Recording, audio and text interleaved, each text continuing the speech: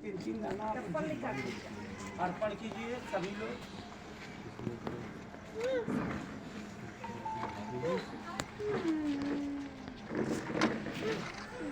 Hello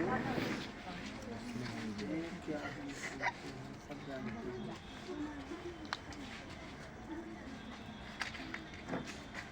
और कोई भी ऐसा है जो मोमबत्ती नहीं लिए?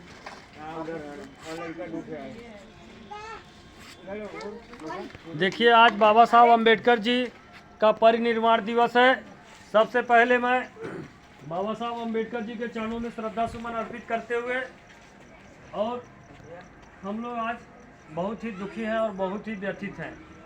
मेरा शुभ नाम शशि प्रकाश बिंद। मैं चेयरमैन पद के लिए चुनाव लड़ रहा था, लेकिन महिला सीट आने की वजह से मेरी माताजी चुनाव में आएंगी आप लोगों के सामने। यहाँ चुनाव का मुद्दा नहीं है, यहाँ सिर्फ मुद्दा हमारा है कि आज बाबा साहब अम्बेडकर जी का जो परिनिर्वाण दिवस है, देखिए नीचे व्यवस्था कर दीजिए, हम कर देंगे। इसलिए कि हम लोग आज बहुत ही शोक में हैं। आज अगर हमको बोलने का अधिकार मिला तो ये बाबा साहब अम्बेडकर जी की देन है। आप लोग मानते हैं कि नहीं मानते हैं? मानते हैं कि नहीं मानते हैं? बिल्कुल मानते हैं ना। देखिए भाई, अगर बोलेंगे नहीं तो मुर्दा घोषित कर दिए जाएंगे। जिंदा आदमी बोलता है कि नहीं बोलता है? अब मुर्दा आदमी बोलता है, तो अगर जिंदा रहना चाहते हैं मुर्दा होना चाहते हैं? तो अगर जिंदा होना चाहते हैं तो बोलना पड़ेगा। तो हम बोलेंगे बाबा साहब भीमराव अम्बेडकर जी, तो आप लोग बोलिएगा अमर रहे। ठीक? बाबा साहब भीमराव अम्बेडकर जी, बाबा साहब भीमराव अम्बेडकर जी। आप लोगों के गले की आवाज़ नहीं निकल पा रही है। देखिए, मैं आपको बताना चाहता हूँ, एक बकरी होती है। बकरी को चिकवा हमेशा जिलाता पिलाता खिलाता है कि नहीं खिलाता है? लेकिन खिलाने के बाद जब बकरा ईद आ जाता है, उसका मांस महंगा बिकता है, उस समय उसके मांस को काट करके, उसके गर्दन को काट करके अलग कर दिया जाता है कि नहीं कर दिया जाता है? तो अगर बकरी की तरह आप में करेंगे तो निश्चित आप लोगों का गर्दन कट जाएगा। और यही बाबा साहब ने कहा था कि शिक्षा वह शेरनी की दूध है, जो पिएगा वही दहाड़ेगा। और हम लोगों ने बाबा साहब अम्बेडकर जी का शिक्षा ग्रहण किया है, भैया ने ग्रहण किया है। आइए इधर आइए आप। और हम लोग अगर पढ़े लिखे आदमी हैं तो शिक्षा ग्रहण किया है, तो अम्बेडकर साहब ने कहा था कि एक शेर होता है, शेर भी इसी जगह का जानवर होता है कि नहीं होता है?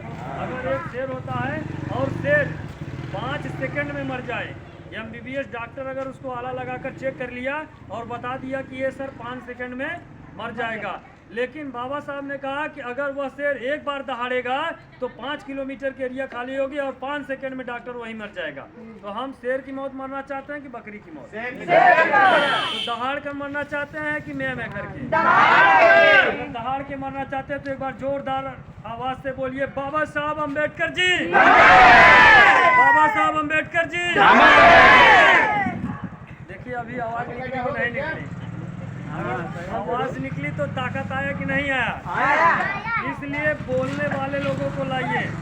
देखिए, नौजवान जब आएंगे तो नौजवान आपको आपका अधिकार बताएंगे।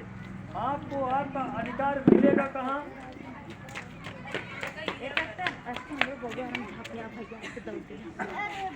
आपको आपका अधिकार मिलेगा कहाँ? हम और आप मजदूर हैं कि नहीं हैं? कितने लोग मजदूर हैं? जरा हाथ उठाइए तो। अब आप बताइए, मजदूर क्यों है जानते हैं? मजदूर मतलब जो मजे से दूर हो वही मजदूर है। हमारे यहाँ हमारी लड़ाई, एक संगठन मैं चलाता हूँ, राष्ट्रीय मजदूर विकास संगठन। ये संगठन उत्तर प्रदेश के 75 जिलों में चलता है, 32 जिलों में चलता है। उत्तर प्रदेश में 75 जिला है और 32 जिलों में इस संगठन के कार्यकर्ता हैं। तो अगर हम मजदूर हैं तो हमारे देश में यहाँ 2 प्रकार की शिक्षा है।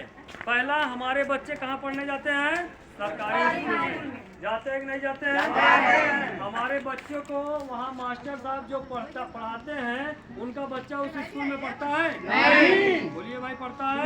नहीं। अगर नहीं पढ़ता है तो हमारे बच्चे को मास्टर साहब क्या पढ़ाते हैं? क से कबूतर।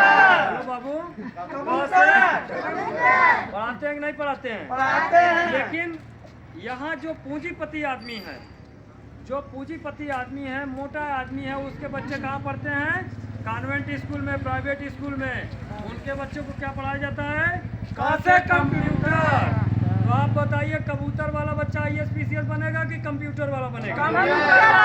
ये मैं नहीं कह रहा हूँ, ये आप लोग बताइए कंप्यूटर वाला बनेगा कबूतर वाला? हम कह रहे हैं कि आप अपने बच्चों को कबूतर पढ़ाना चाहते हैं, कंप्यूटर पढ़ाना चाहते हैं, नहीं पढ़ाना चाहते? बोलिए बाबा साहब अम्बेडकर जी। देखिए, इसीलिए हमने कहा कि आप एक दिन मेरा कार्यक्रम सुनिए, अगर अच्छी लगे मेरे कार्यक्रम की बातों को तो आप लोग ग्रहण कीजिए। इसलिए कि हम लोग आज अम्बेडकर साहब की अगर पुण्यतिथि मना रहे हैं और इनकी पूजा करते हैं, अर्चना करते हैं, तो निश्चित हम लोगों को एक सीख लेना पड़ेगा। इस देश में अगर एक संविधान है और एक देश है तो शिक्षा भी एक होनी चाहिए, नहीं होनी चाहिए? पूरे देश में आपका मजदूर संगठन काम कर रहा है और आने वाले समय में निश्चित पूरे देश में जो है एक शिक्षा कराकर हम लोग दम लेंगे। और अगर आपका छोटा भाई, आपका छोटा बेटा इतना बड़ा काम करने के लिए निकला हुआ है तो आप जैसे लोगों को साथ देना पड़ेगा, नहीं देना पड़ेगा, नहीं देना पड़ेगा? कितने लोग देने के लिए तैयार है मेरे साथ? तो देखिए, मेरा एक विचारधारा और है जिसके लिए हम लोग मांग कर रहे हैं। इस देश में प्रधानमंत्री जी मोदी जी ने कहा कि इस देश में 80 करोड़ मजदूर है। 21 जून 2022 का अमर उजाला पेपर का कटिंग आप लोग देखेंगे, तीसरे पेज पे उन्होंने कहा कि इस देश के 80 करोड़ मजदूरों को मुफ्त मिलेगा अनाज। तो इस देश में आबादी कितनी है भैया?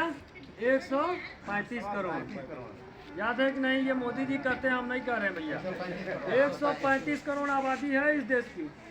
तो 135 करोड़ में से 80 करोड़ घटा दीजिए, मजदूरों को हटा दीजिए, कितने बचे? 55 करोड़।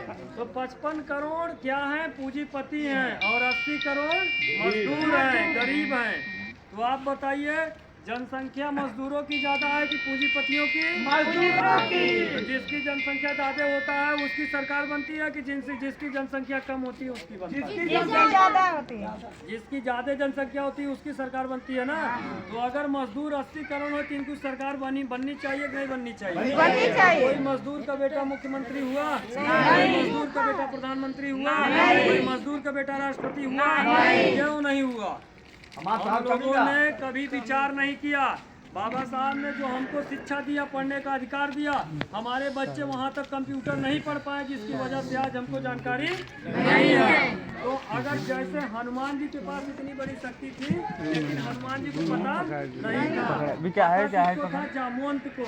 जब जामवंत ने हनुमान जी को शक्ति का आभास कराया तब हनुमान जी का सीना चौड़ा हो गया और कहे 56 इंच का सीना लेकर मैं इस नदी को उड़कर ढाक सकता हूँ। तो वो अपनी बात को जान गए कि नहीं जान गए?